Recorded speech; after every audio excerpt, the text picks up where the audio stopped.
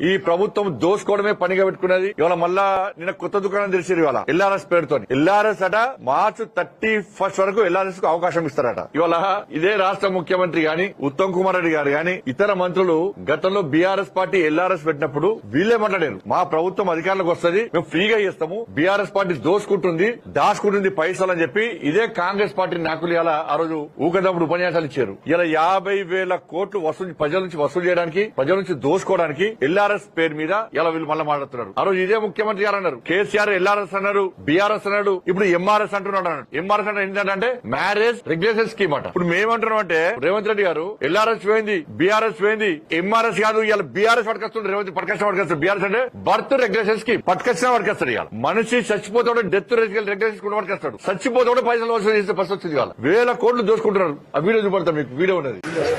No TRS no LRS. TRS వద్దు, LRS వద్దు, కాంగ్రెస్ ఏ వద్దు, మేము అధికారంలోకి వస్తాం, వచ్చినాక రెగ్యులరైజేషన్ ఉచితంగా చేస్తామని చెప్పి వాళ్ళ రక్తాన్ని పీల్చాలనేటువంటి ఆలోచనతో రాష్ట్ర ప్రభుత్వం ఉంది. వీలైతే అసలు కట్టబాకండి.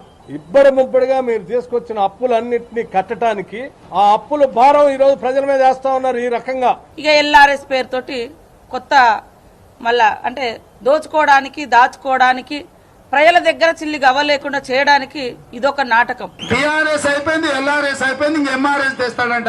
పెద్ద మంచి నేను పెద్ద మంచి ఎల్ఆర్ఎస్ అంటే అయ్యా ఇంక ఎంఆర్ఎస్ కూడా తెచ్చేటట్టు ఉన్నాడు. అదేంటంటే marriage regularization scheme sir, marriage regulation scheme అంట. మరి ఈయన బీఆర్ఎస్ పట్టుకొస్తాడు ఈయన. కాబట్టి ఇట్లా అన్ని రకాలుగా ప్రజల నుంచి దోసుకోవడానికి ఇలా కాంగ్రెస్ పార్టీ ప్రభుత్వం చేస్తున్నది.